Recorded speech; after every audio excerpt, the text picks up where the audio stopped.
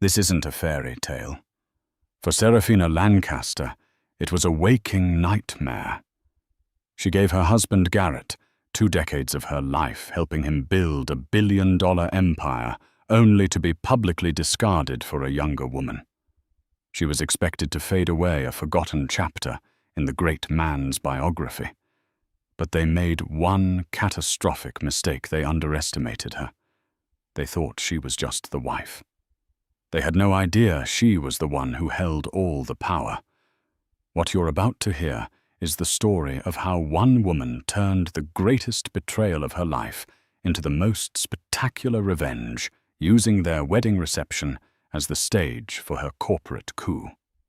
The late afternoon sun, the color of burnt honey, slanted through the floor-to-ceiling windows of the penthouse, glinting off the crystal flutes of champagne.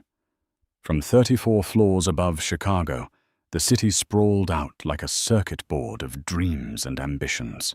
For 20 years, this had been Serafina Lancaster's view. But today, it felt alien, a landscape from someone else's life. The champagne in her hand had long since gone warm. Its bubbles vanished. Across the cavernous living room, a space decorated in sterile shades of grey and chrome that had always felt more like a corporate lobby than a home her husband Garrett Lancaster was holding court. He was a man sculpted by success, his tailored suit unable to conceal the raw, restless energy that had propelled him from a junior analyst to the CEO of Lancaster Holdings, a global logistics behemoth. His laugh, a booming sound that always commanded attention, echoed off the marble floors. He was celebrating the closing of the Oakhaven deal, a multi-billion-dollar acquisition that would put Lancaster Holdings on the cover of Forbes once again. Serafina watched him, a ghost at her own party. She had planned this event, as she had planned all of them, with meticulous, invisible precision. She'd selected the caterer, a Michelin-starred outfit, flown in from New York, approved the floral arrangements of sterile white orchids, and curated the guest list of industry titans and their dazzling, hungry wives. She was the perfect corporate spouse, elegant, poised, and utterly silent, a beautiful breathing accessory to her husband's greatness. Her gaze drifted to the woman standing just a little too close to Garrett Colette Dubois. Colette was the company's head of a woman half Serafina's age, with ambition that burned in her eyes like a pilot light. She was all sharp angles and modern beauty, with a sleek black bob and a smile that was both predatory and dazzling. She touched Garrett's arm as she laughed at his joke, a casual, proprietary gesture that sent a familiar shard of ice through Serafina's heart. This had been going on for 2 years. At first, it was just a whisper, a change in Garrett's schedule, the scent of a different perfume on his shirts. Then came the late-night meetings, the sudden business trips. Serafina had seen the credit card statements, the hotel bookings for 2 in cities where Lancaster Holdings had no business. She had seen the way Colette looked at her husband, not with the quiet partnership of a colleague, but with the triumphant gleam of a conqueror. Serafina had said nothing. What was there to say? In their world, a wife's primary duty was to maintain the facade. A messy divorce, a public scandal, it was bad for the brand. Garrett was the brand, and she, by extension, was its silent, smiling guardian. So she played her part, hosting his dinners, smiling at his side, and slowly, quietly ding inside their gilded cage. The party began to thin out as evening bled into night. The city lights below twinkled a sea of distant stars. Finally, only the 3 of them remained in the vast, silent room. The catering staff moved with spectral quiet, clearing away the remnants of the celebration. A triumph, wouldn't you say? Garrett said, finally turning his attention to Serafina. He loosened his tie, his face flushed with champagne and victory. Oakhaven is ours. They never knew what hit them. It was a masterful negotiation, Garrett Colette added, her voice a low purr. She moved to the bar and poured him a whiskey, her movements fluid and confident. She didn't offer Serafina one. It certainly was. Serafina replied, her voice even. She placed her untouched champagne flute on a passing tray. Congratulations. Garrett took the whiskey from Colette, his fingers brushing against hers.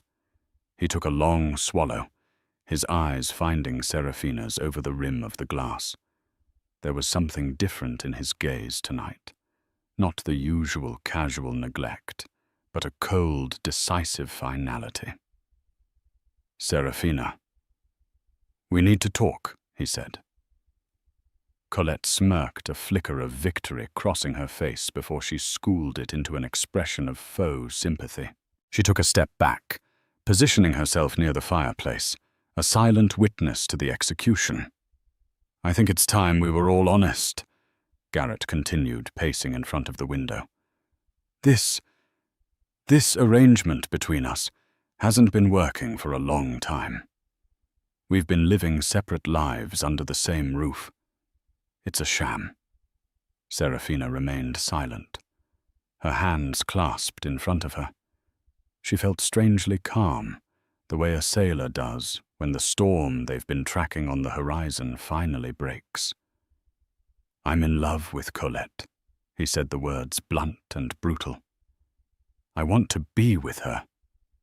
I want to build a real life, a passionate life. I'm tired of this. He gestured vaguely at the opulent room at Serafina, as if she were just another piece of expensive, soulless furniture. I see, Serafina said, her voice betraying no emotion. I've instructed my lawyers at Thornton and Beck to draw up the divorce papers, Garrett went on, gaining momentum now that the hardest words were out. They'll be in touch with yours. I intend to be generous, of course. You'll be very comfortable. A clean break. It's for the best. He looked at her, expecting tears, a scene, a plea. He saw none of it. He saw only a strange, unnerving stillness. It was Colette who broke the silence, stepping forward and placing a hand on Garrett's shoulder. We didn't want to hurt you, Serafina, she said, her voice dripping with insincere sorrow. We just couldn't fight this. Love is love. Serafina's gaze shifted to Colette, and for the first time that evening, a flicker of something raw and powerful surfaced in her eyes. It wasn't sadness. It was something far, far colder. You're right, Serafina said softly, her words hanging in the air like frost. You can't fight it, and one should always be honest. She stood up, her posture regal. Thank you for your honesty, Garrett. I'll await the papers from your lawyers. She turned and walked out of the room, her footsteps echoing softly on the marble. She didn't look back. She didn't need to. The image was already seared into her mind.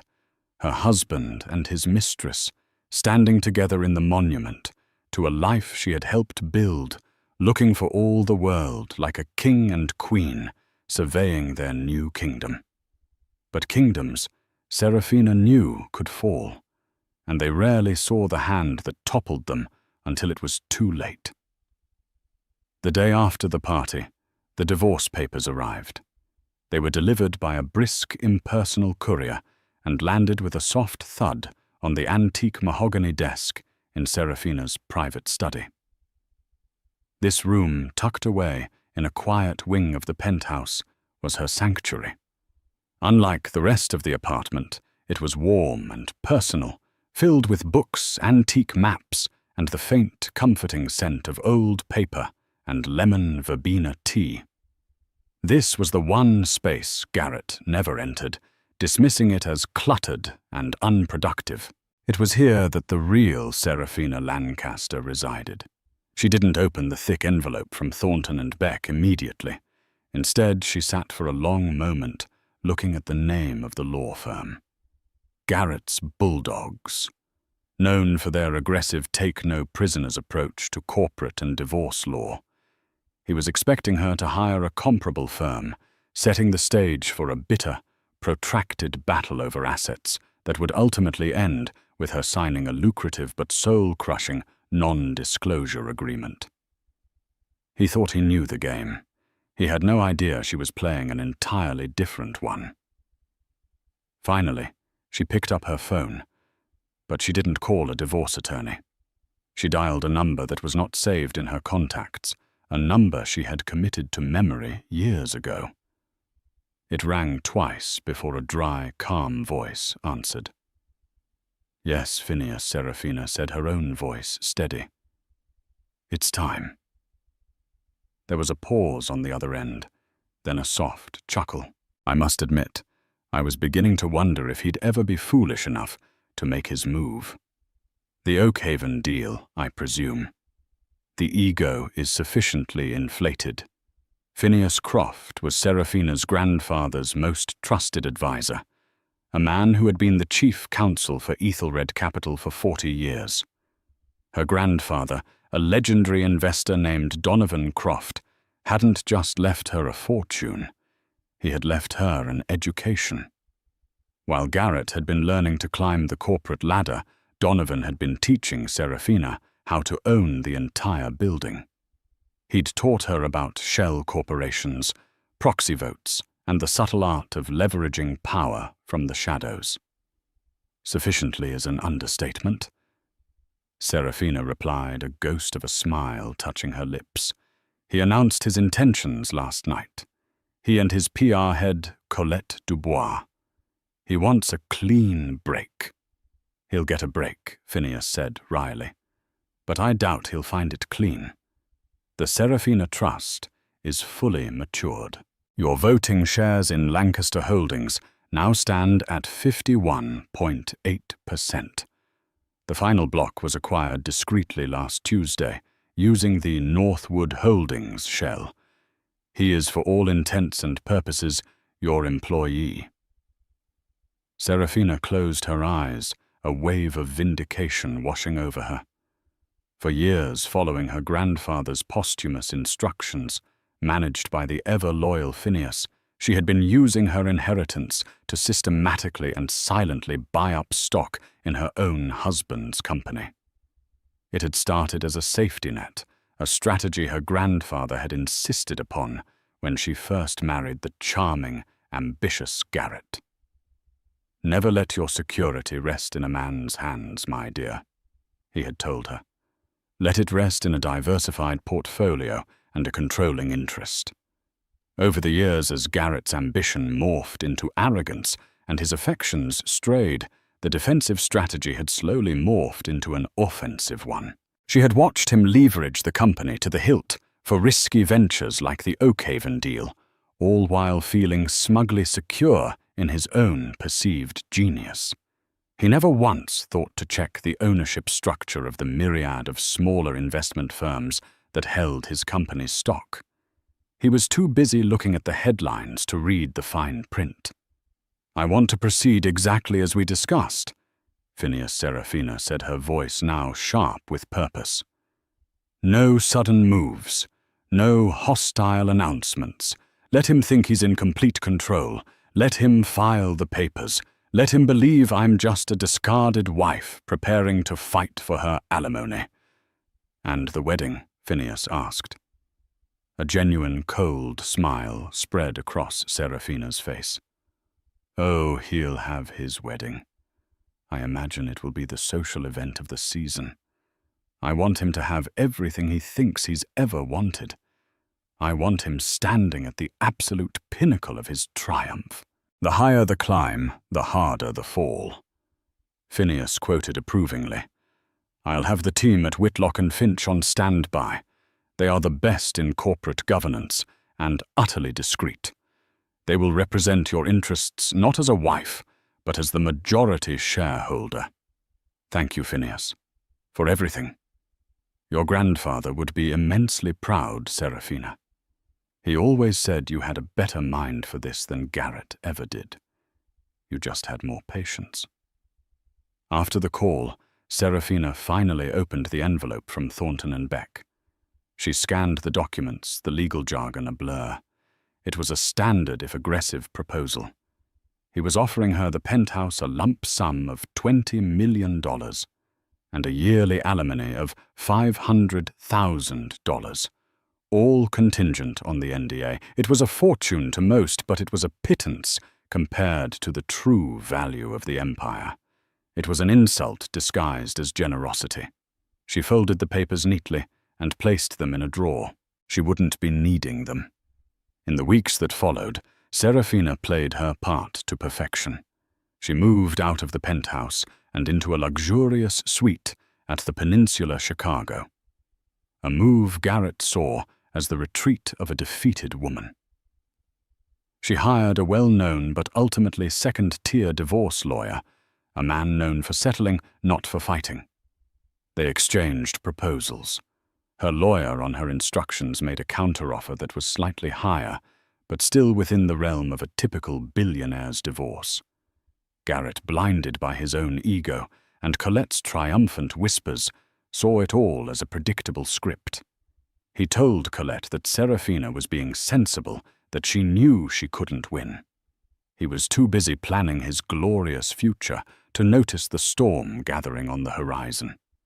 He and Colette set a date for their wedding, a lavish affair to be held in 6 months at the historic Greystone Manor on the shores of Lake Michigan. The invitations, thick cream cardstock with gold leaf lettering, were sent to everyone who mattered in their world. One afternoon, as Serafina was having tea in her hotel suite, a package arrived. It was one of the wedding invitations. She stared at the elegant calligraphy, her name inscribed on the inner envelope. It was a final, breathtaking act of cruelty and arrogance. He wasn't just divorcing her, he was inviting her to witness her own replacement. A lesser woman would have torn it to shreds. A lesser woman would have wept. Serafina simply picked up her phone and sent a message to the wedding planner, an old acquaintance. "Dearest Genevieve," she typed. "I was so touched to receive the invitation. Of course I will be there. I wouldn't miss it for the world."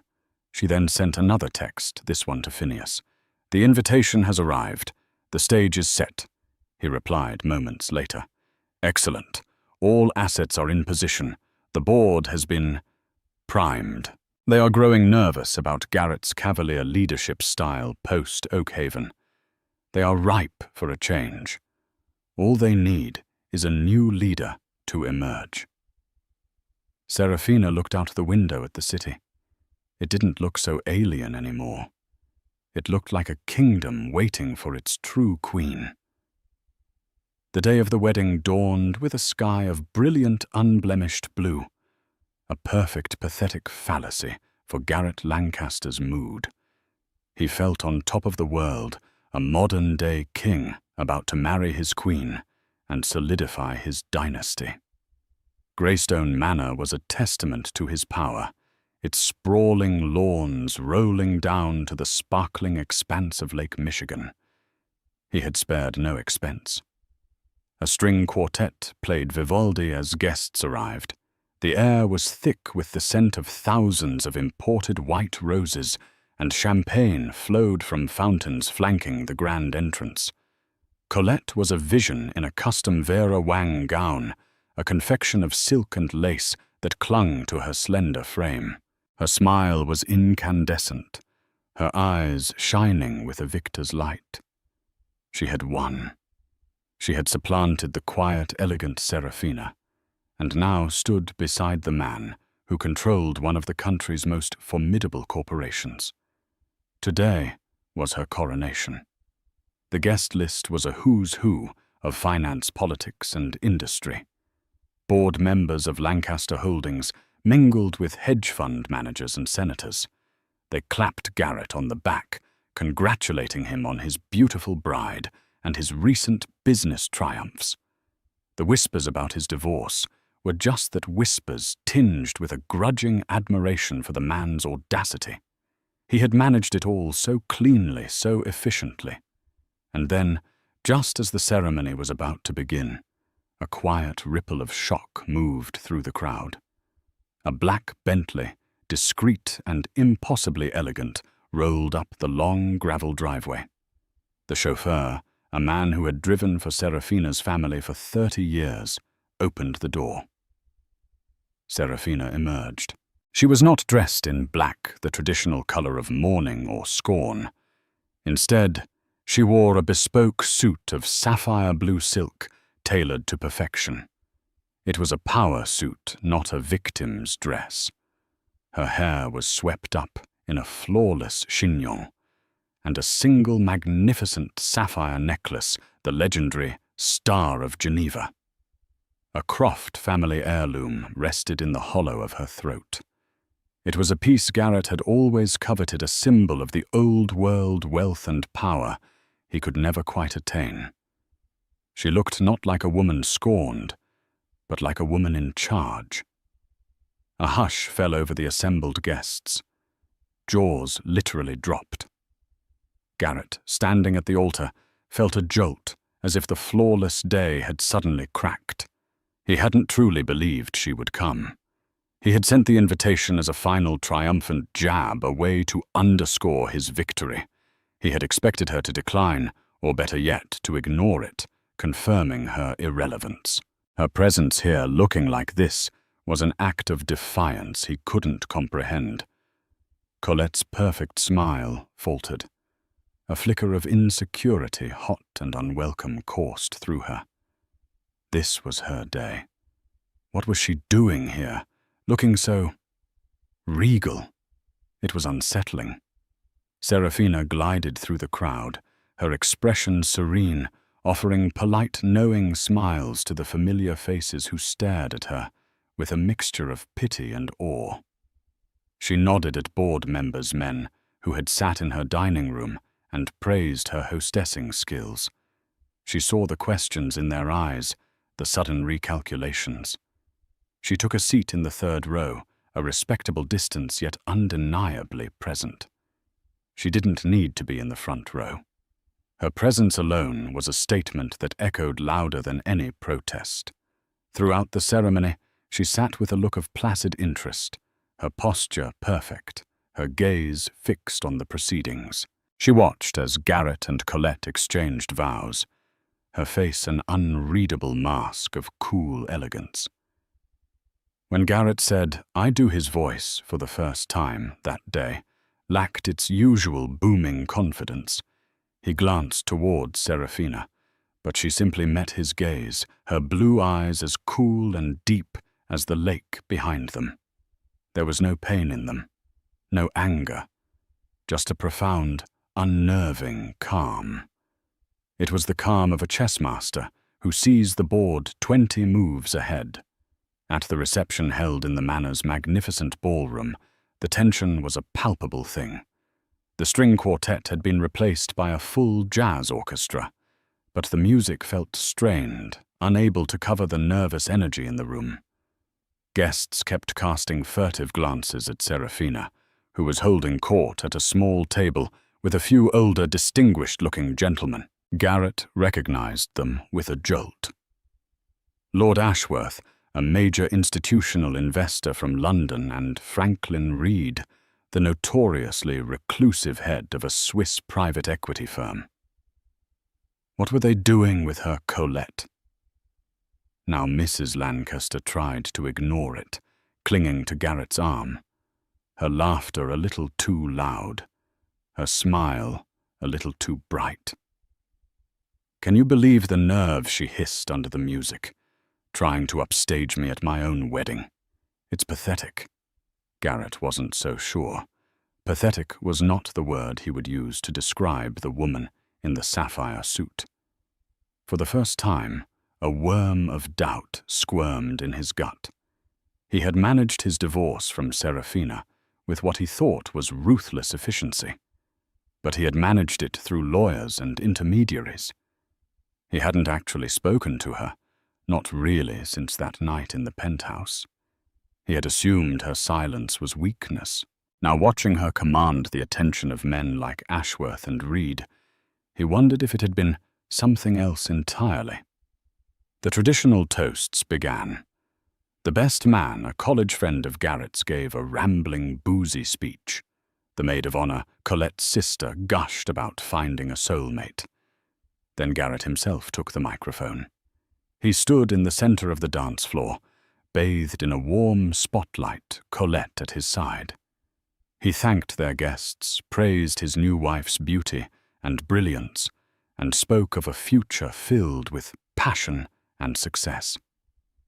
Then, in a move of supreme arrogance, a final twist of the knife he couldn't resist, he addressed the elephant in the room. "I also want to take a moment to acknowledge my past," he began, his voice smooth and magnanimous, "and to thank my former wife, Serafina, for her service over the years. Our divorce was amicable, and I wish her nothing but the best. Her presence here today is a testament to the maturity and grace with which we've both handled this transition." He raised his glass. "To new beginnings." A smattering of polite, uncomfortable applause followed. He was painting her as the docile, accepting ex-wife, graciously passing the torch. He was putting her in her place. He handed the microphone to the wedding planner, Genevieve, who seemed flustered by the undercurrent in the room. Perhaps trying to smooth things over to play into Garrett's narrative of amicability, Genevieve made a fateful, unscripted decision. "That was beautiful, Garrett," she said into the mic, her voice trembling slightly.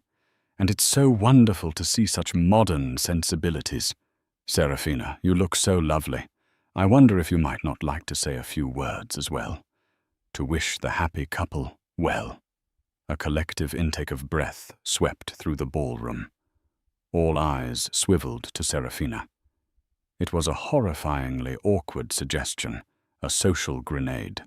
Colette's face went white with fury. Garrett's confident smirk vanished, replaced by a flicker of panic. He had written the script, and this was not in it. Serafina, however, didn't look flustered at all. She looked ready. She gave Genevieve a small, reassuring smile. Then, with the poise of a queen ascending her throne, she stood up and began to walk toward the stage. The jazz orchestra faltered into silence. The only sound in the vast, opulent room was the soft, deliberate click of Serafina Lancaster's heels on the polished marble floor. The walk from her table to the center of the ballroom felt both infinitely long and charged with an electric oral silence. Every eye was on Serafina. The air, which moments before had been filled with music and chatter, was now so still and heavy it felt like the moments before a lightning strike. The world seemed to have shrunk to this one room, to this one woman in a sapphire suit, walking calmly towards the microphone that had just been used to dismiss her. Garrett's heart hammered against his ribs. This was a disaster, a public relations nightmare. He shot a venomous look at the wedding planner, Genevieve, whose face was now a mask of pure horror at what she had unleashed. Colette stood frozen, her hand gripping Garrett's arm, like a vice, her knuckles white. Her fairy tale wedding was curdling into a public spectacle, and she was no longer the star. Serafina reached the microphone. She didn't snatch it, but took it gently from Genevieve's trembling hand, giving the terrified woman a small, almost imperceptible nod of thanks. She adjusted the stand to her height, her movements unhurried and deliberate. She surveyed the room, her gaze sweeping over the sea of stunned faces. The board members, the investors, the society swans, the reporters from business journals who had been invited to chronicle the glorious union. Her eyes finally rested on Garrett and Colette, standing there in the spotlight like two statues in a diorama of their own making.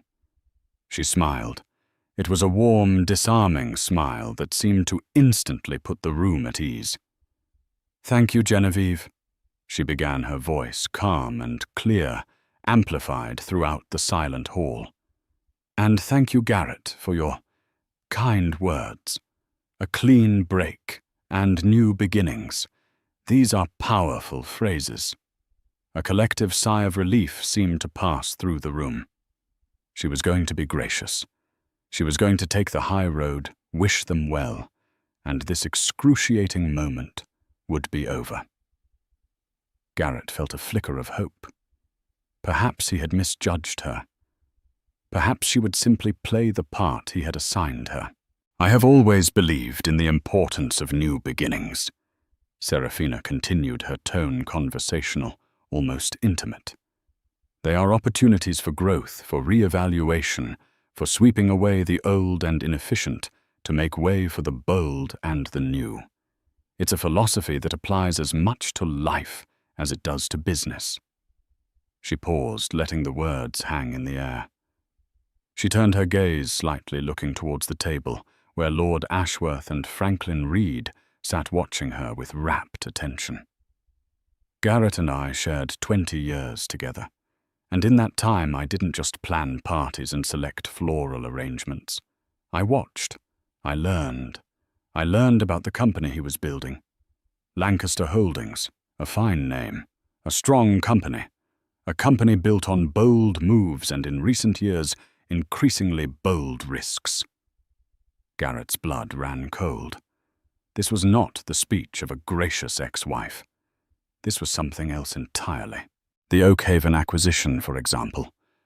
Serafina said, her voice taking on a new, sharper edge. A triumph, Garrett called it. And it was a triumph of ambition. But it was also a triumph that has left the company dangerously over-leveraged, a fact that has made many of our investors quite concerned. A nervous murmur rippled through the crowd. Several board members shifted uncomfortably in their seats. This was not cocktail party chatter. This was inside information being aired in public with surgical precision. Colette tugged at Garrett's arm. "Make her stop!" She hissed, her voice a panicked whisper.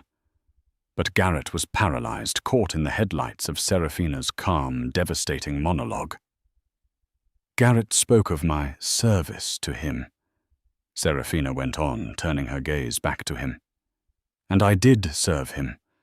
But what he seems to have forgotten is who I truly served. My primary duty was never just to my husband. It was to my family's legacy. A legacy of prudent, strategic investment. A legacy of protecting one's assets. She let a beat of silence pass, holding the entire room in the palm of her hand. When I married Garrett, my grandfather, Donovan Croft, whose name some of you may remember from the founding days of Ethelred Capital, gave me some advice. He told me to never let my future be solely in the hands of another. He established a trust for me, a discreet private trust with a very specific long-term mandate. Her eyes locked onto Garrett's. The genial mask had fallen away, replaced by a look of dawning, gut-wrenching horror. He was finally starting to understand. The blood drained from his face. For 20 years, Serafina announced, her voice as clear and hard as a diamond. The trust under the expert management of Phineas Croft has been quietly, patiently, and strategically acquiring shares in Lancaster Holdings. It has purchased shares through various funds and holding companies. Northwood Holdings, Argent, Asset Management, even a small percentage through Lord Ashworth's firm here. She nodded graciously at the British lord, who nodded back. Garrett was so focused on the horizon, she said, her voice laced with a cold pity, that he never bothered to look at the shareholder registry. He never asked who was behind the anonymous-sounding firms that were so eager to invest in his vision. She took a small breath, preparing for the kill shot. So while I do wish you a new beginning, Colette, she said, turning to the younger woman, whose face was now a crumbling facade of disbelief, I'm afraid Garrett's new beginning will look quite different from what he imagined. Serafina's voice dropped, becoming crisp and corporate, the voice of a CEO delivering a verdict. As of last Tuesday, the final block of shares was acquired, which means that the Serafina Croft Trust is now the majority shareholder of Lancaster Holdings, with a controlling interest of 51.8%. A collective gasp, like the sound of 100 lungs being punched at once, echoed through the ballroom. It was a sonic boom of shock and disbelief. Therefore, Serafina concluded, her voice ringing with indisputable authority, I am using my right as the majority shareholder to call an emergency meeting of the Board of Directors for this Monday at 9 a.m. sharp. The primary item on the agenda will be a full review of current executive leadership and a vote on the appointment of a new chief executive officer. She smiled one last brilliant, chilling smile. Congratulations to the happy couple. Please enjoy the salmon. And with that, she placed the microphone back on its stand, turned and walked away from the epicenter of the explosion she had just detonated. The charade was over. The unveiling was complete. For a long, suspended moment, the ballroom was trapped in a state of collective paralysis. The only sound was the faint, apologetic hum of the air conditioning. Serafina's words hung in the air, glittering and venomous like shards of shattered glass. Majority shareholder. Emergency board meeting. New CEO. The phrases detonated one by one in the minds of the stunned guests. Then chaos erupted. It wasn't a loud, screaming chaos, but a frantic high society implosion.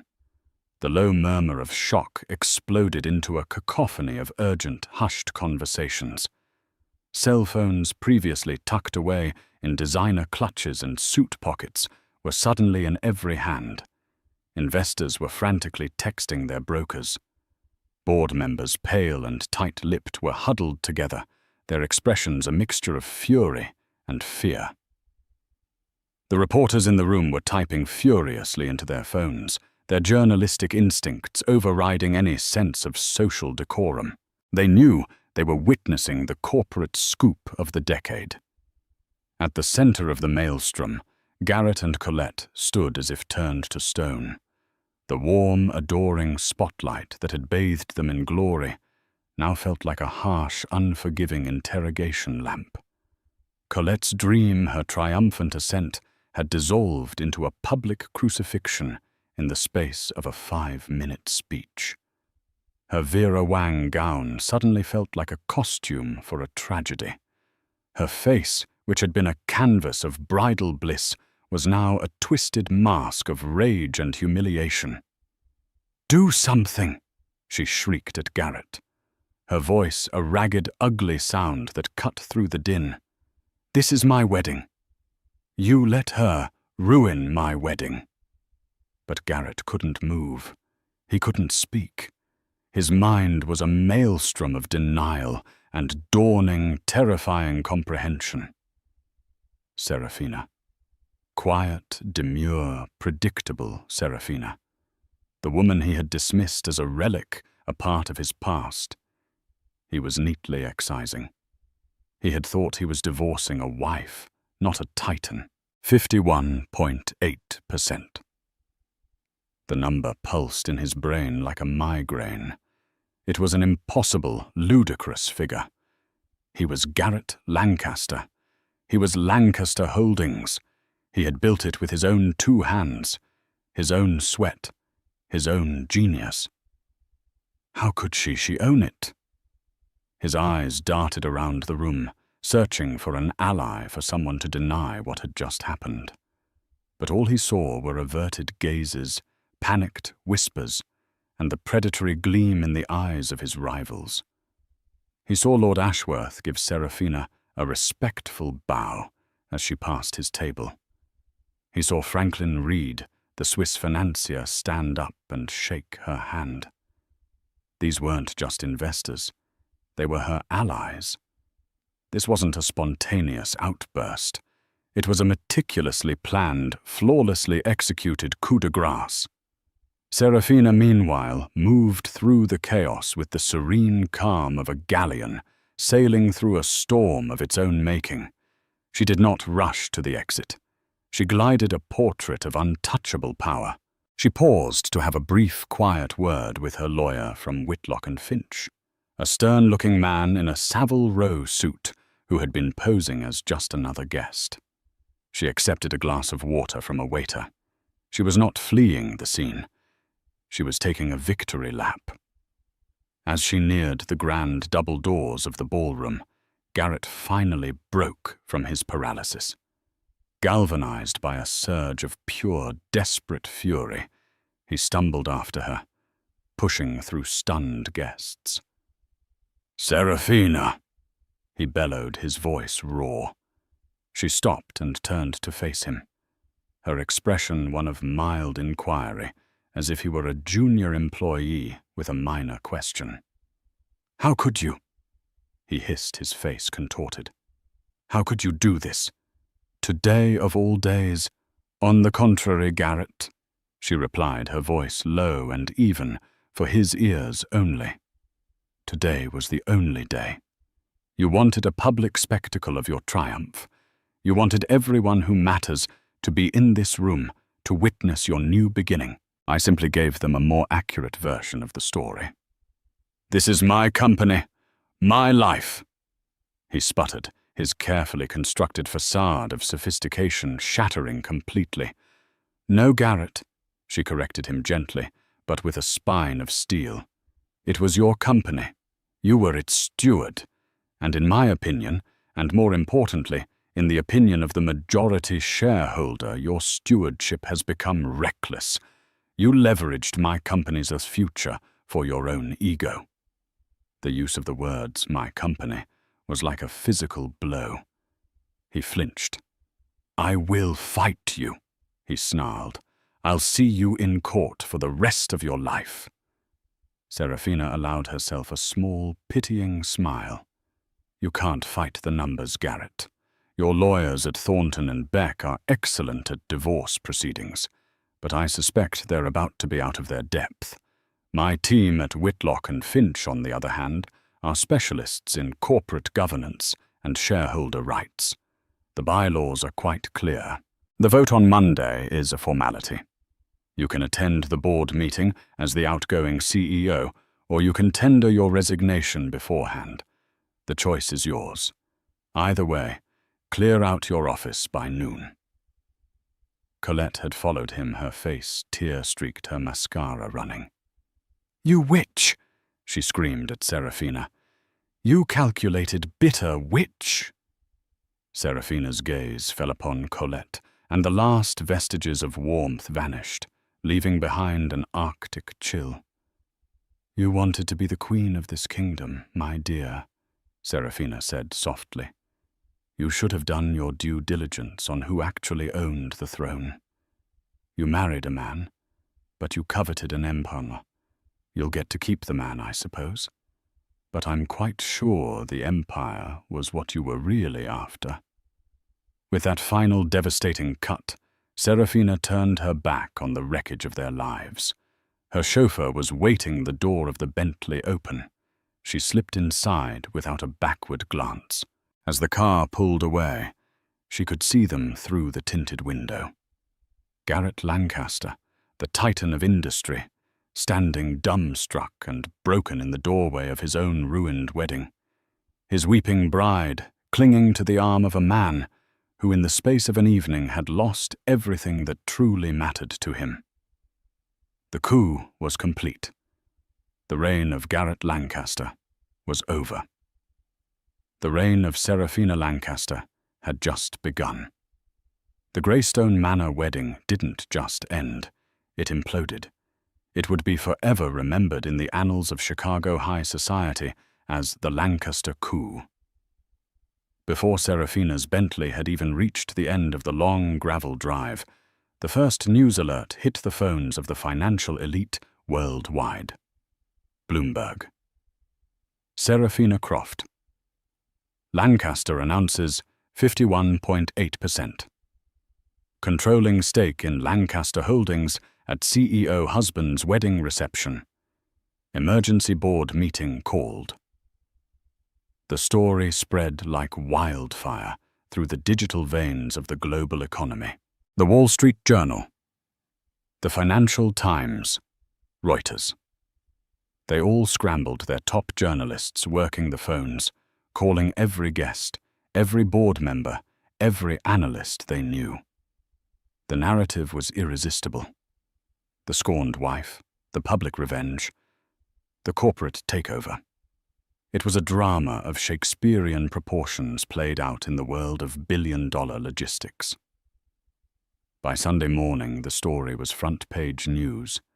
Photos of Serafina looking impossibly poised in her sapphire suit were juxtaposed with shots of a haggard, stunned Garrett and a weeping Colette. The market, which loves stability and abhors a vacuum, was already reacting. Pre-market futures for Lancaster Holdings, LNC, were in free fall. Analysts were predicting a bloodbath when the New York Stock Exchange opened on Monday.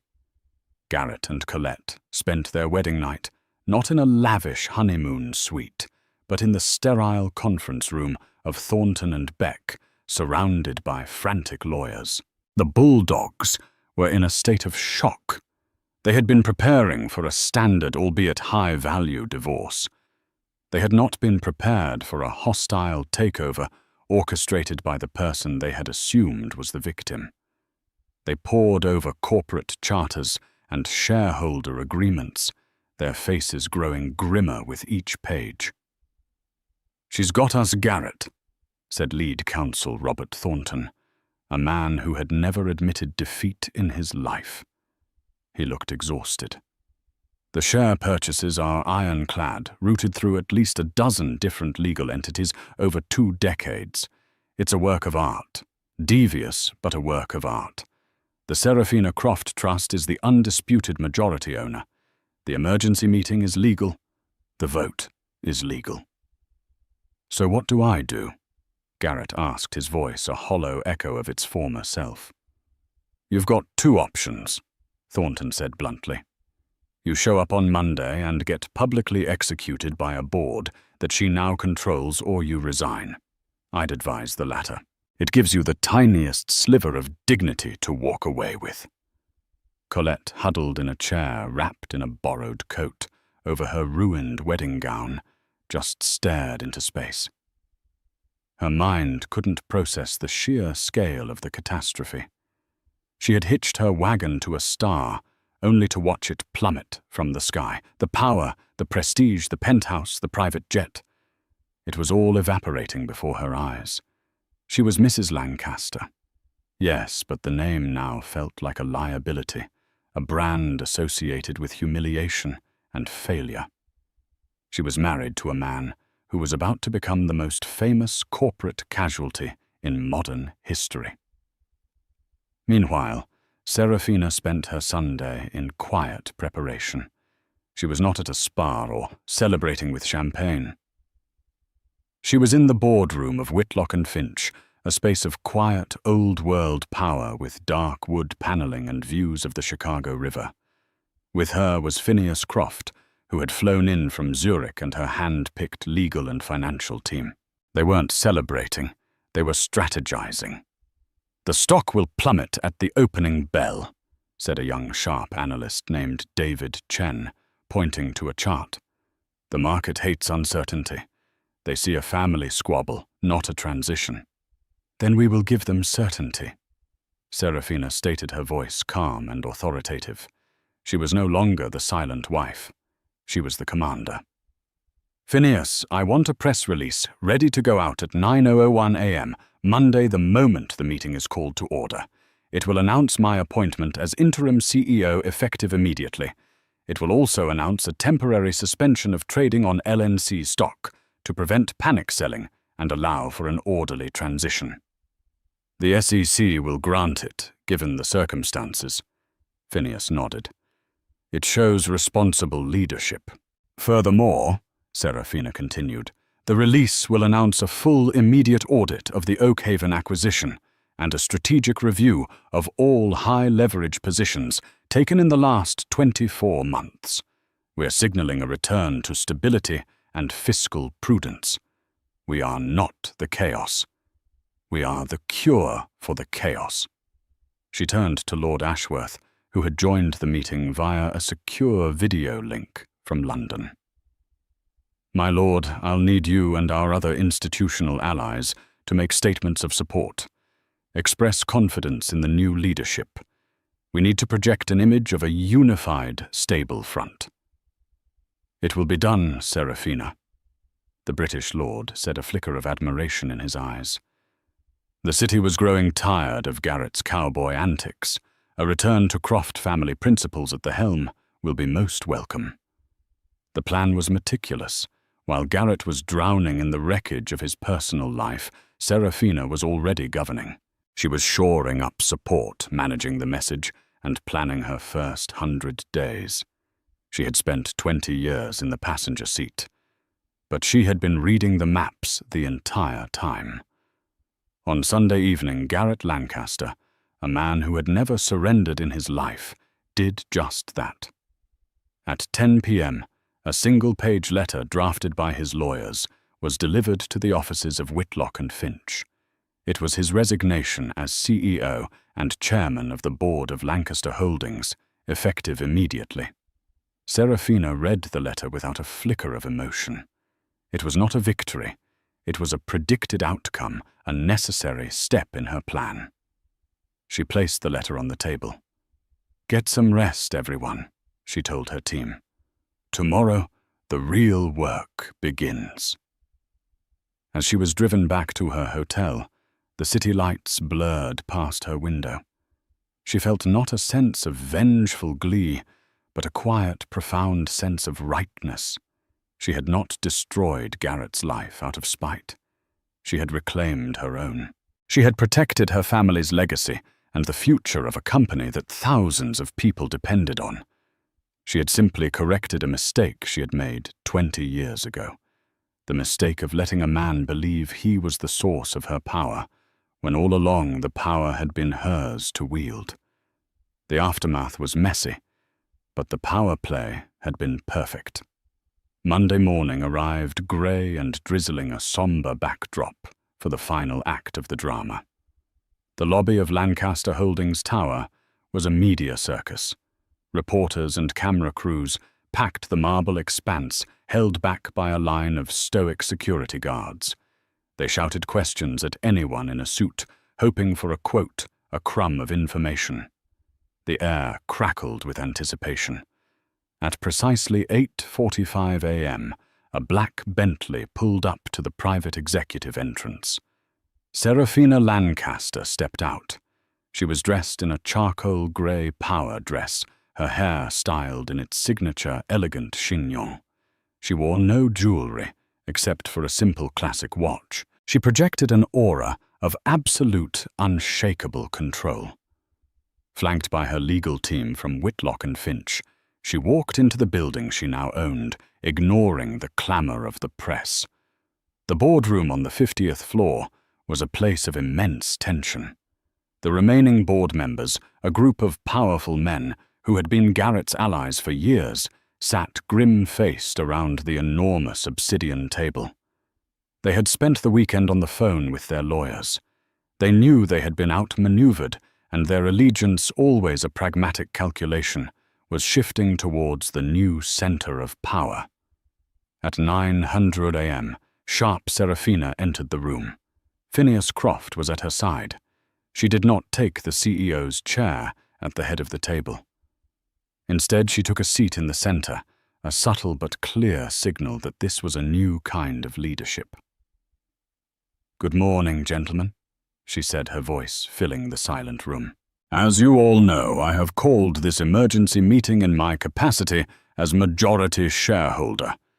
We have received and accepted Mr. Garrett Lancaster's resignation." She slid a copy of the resignation letter down the polished table. "The first order of business is to restore stability and confidence in this company.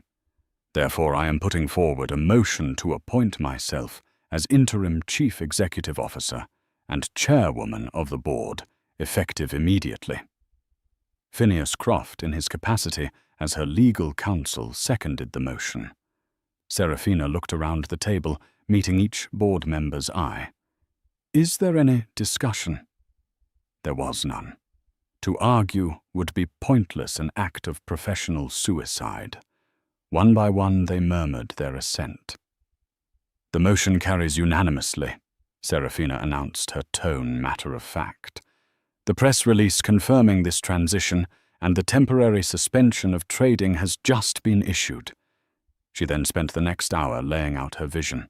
It was not a vision of vengeance, but of renewal. She spoke with a fluency and depth of knowledge that stunned the board.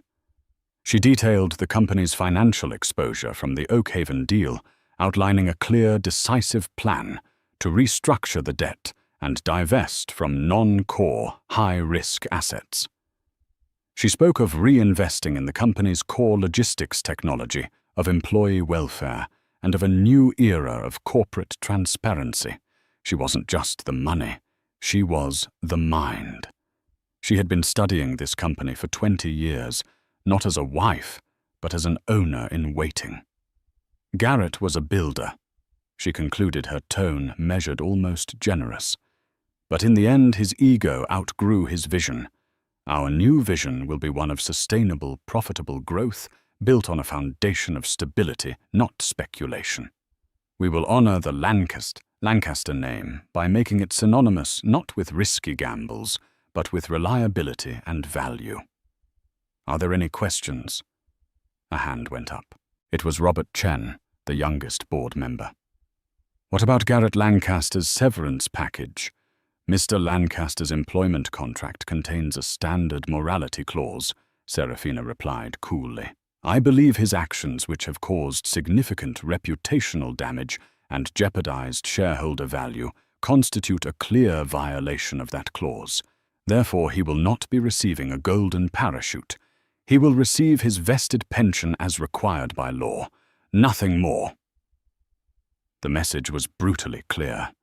The old king was not just deposed. He was exiled, stripped of his honors and his treasure. The fate of Garrett and Colette became a footnote in the larger story of Serafina's ascent. They retreated from the public eye, their names toxic in the circles they once dominated. Garrett, without his company, his power or his fortune, was just a man.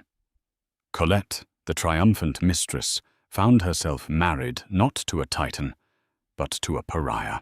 Their new beginning was a quiet, bitter exile in a world that had once been their oyster. Weeks later, Serafina stood in the CEO's office. She had redecorated, replacing the cold chrome and grey with warm woods, comfortable furniture, and shelves filled with books. The view of the city was the same, but now it felt different. It was not a cage, but a kingdom. Her kingdom. Her phone buzzed. It was a text from an unknown number. "You took everything from me." She knew it was from Garrett. For a moment she felt a flicker of the old life, the ghost of the woman she had been. Then she deleted the message without replying. She had no more time for the past. She turned back to the window, looking out at the sprawling city, below a landscape of challenges and opportunities. The reign of Serafina Croft, Lancaster, had just begun. And so Serafina Lancaster rewrote her own story. She transformed the ultimate betrayal into the ultimate victory, proving that the quietest person in the room is often the most powerful. Her story is a raw, gripping reminder that a person's worth is never defined by their partner, and that the best revenge isn't loud and messy, it's strategic, silent, and absolute. She didn't just get even, she got everything. What did you think of Serafina's masterful plan? Was her revenge justified? Let us know your thoughts in the comments below. If you love stories of epic revenge and empowerment, make sure to hit that like button. Share this video with someone who needs to hear it, and subscribe to our channel for more real-life dramas that are stranger and more compelling than fiction. Click that notification bell so you never miss an update from us. Thanks for listening.